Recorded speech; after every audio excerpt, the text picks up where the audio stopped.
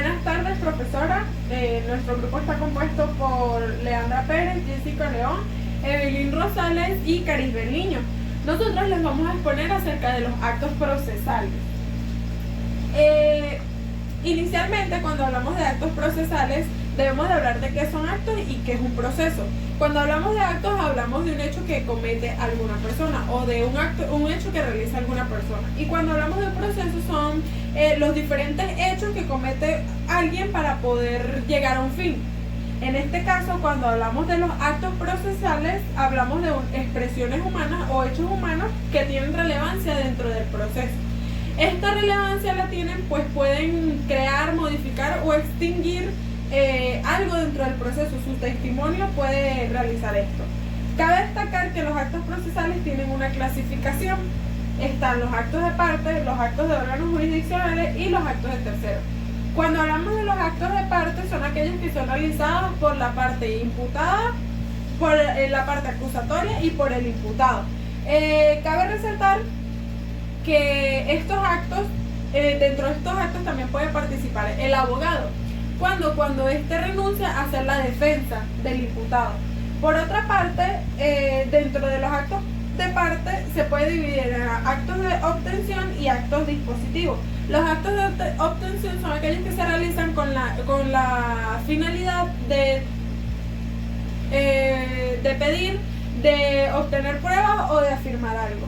Y los actos dispositivos son aquellos que crean, modifican o extinguen algo dentro del proceso, un hecho dentro del proceso. Los actos de órgano jurisdiccional son aquellos que son realizados por los agentes de la jurisdicción. Los agentes de la jurisdicción, bien sea jueces, secretarios, alguaciles o auxiliares administrativos de justicia. Cabe destacar que estos se dividen en los órganos jurisdiccionales y la actuación judicial. Los órganos jurisdiccionales es cuando actúan dentro del proceso. Por ejemplo, los secretarios, ellos actúan cuando tienen que firmar alguna boleta, bien sea de citación o notificación. Mientras que la actuación judicial actúa directamente el juez, y esto lo hace cuando tiene que modificar o extinguir modificar o dictar una sentencia. Los terceros se dividen en actos de prueba, de decisión y de colaboración. Cuando hablamos de los actos de terceros de pruebas, es aquellos donde participan bien sea los peritos o los testigos. En los de decisión es donde participa el jurado. Y en los de colaboración es cuando, luego de dictada una sentencia, algunos de estos terceros colaboran en parte con la sentencia. Los actos procesales constan de algunos principios. El más relevante o el que más podemos destacar es el artículo 6 de nuestra Carta Magna, donde expresamente indica que el gobierno venezolano participa o es parte de que el Estado sea totalmente democrático, es decir, apoyando que las partes participen dentro del proceso. Por otra parte, el artículo 3 del Código Orgánico Procesal Penal también avala esto cuando habla de la participación ciudadana dentro del proceso. A continuación, mi compañera Leandra. Buenas tardes. Continuando con la exposición de mi compañera Carisbel, en esta ocasión les voy a hablar sobre la comunicación de los actos procesales. Tradicionalmente, en el ordenamiento jurídico venezolano se asumía que las partes están a derecho, lo que quiere decir que una vez realizado el emplazamiento de las partes, este pesaba sobre ella y no había necesidad de notificación, por lo que les correspondía el impulso procesal. Pero con la aparición del Código Orgánico Procesal Penal se asumió un principio contrario, conforme al artículo 166 del mismo, que determina o que habla sobre la sentencia y los autos, que estos debían ser notificados durante las horas después de ser dictados o en un plazo menor si así el juez lo dicta.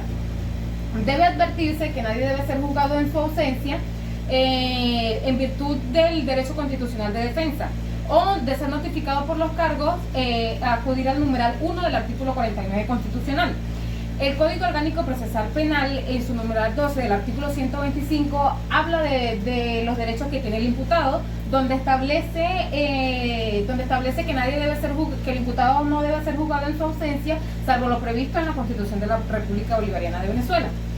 Es importante destacar que el Código Orgánico Procesal Penal del 2012 habla sobre, o cambió radicalmente por otra frase, la intención del legislador y la doctrina elaborada por el Tribunal Supremo de Justicia, donde en su artículo 310 sanciona la rebeldía del imputado a comparecer, presumiéndose que ha renunciado al derecho de ser oído, y ahí sí será juzgado en su ausencia. Esto, en nuestro ordenamiento jurídico, la notificación se ubica en el título 6, que comprende los actos procesales y las nulidades, a razón de preservar el derecho constitucional de defensa y de garantizar a los sujetos procesales la bilateralidad de la relación jurídica.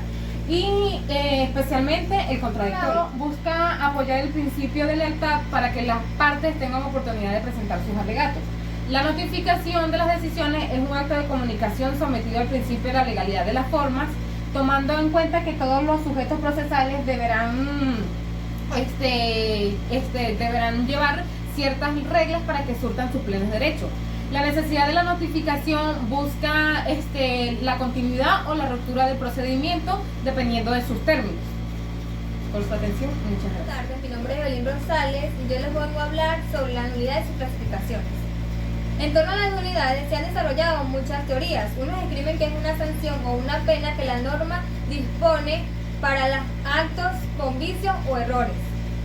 Sin embargo, otros argumentan que es la consecuencia del incumplimiento de los requisitos de la ley, de los cuales se derivan determinados efectos. Un apropiado análisis del régimen de nulidad va encaminado con los conceptos de validez y eficacia. Por ello, es importante mencionar ambos conceptos, ya que la validez se refiere al cumplimiento de lo dispuesto en la norma que lo regula. Esto es que se deben de seguir ciertos requisitos para la formación de los actos.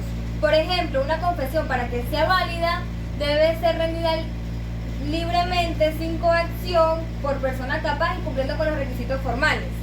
En cambio, la eficacia se refiere a los efectos, es decir, cumplido el acto, se producen ciertos efectos para lo cual fueron creados. Por ejemplo, en una demanda de cumplimiento del contrato y entrega material de un bien inmueble, el apoderado del demandado, persona capaz, y en el proceso confiesa, pero confiesa que su demandado compró una casa, la vendió y firmó un documento, pero este no tiene poder para confesar.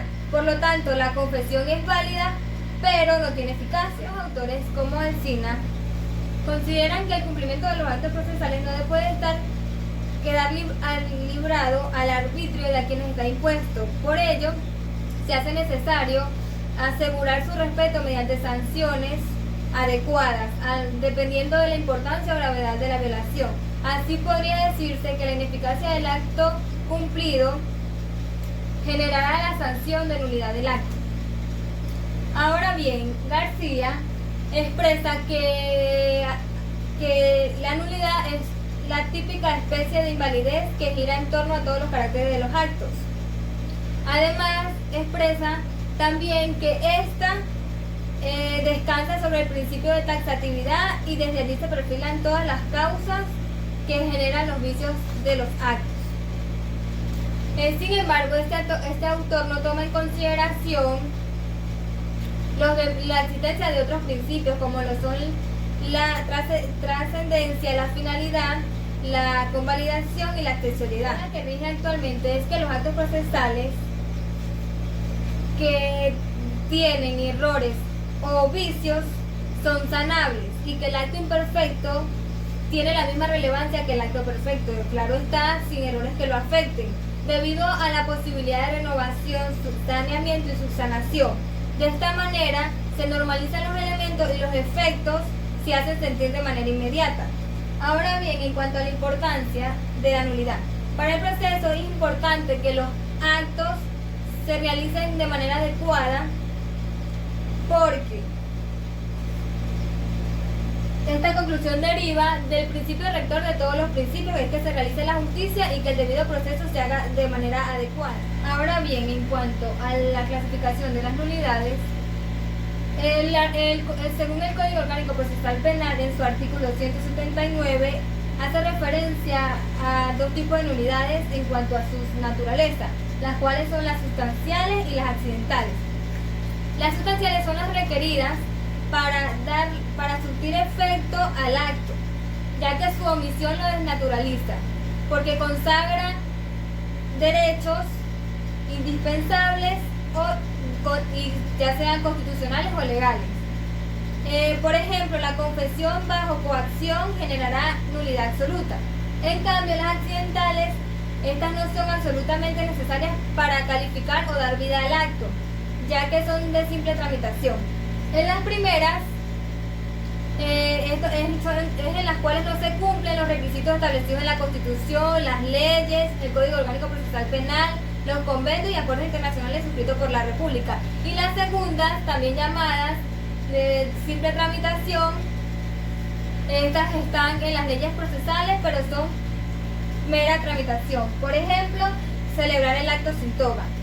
Ahora bien, en cuanto a sus efectos, estas están en el artículo 175 del Código Orgánico Procesal Penal y son dos, las absolutas y las relativas. Las absolutas son aquellas que constituyen una sanción de pleno derecho, son declaradas de oficio, y las relativas solo incumben a la parte interesada, la cual no haya sido causante de ella. Son subsanables y no son de orden público. Muchas gracias.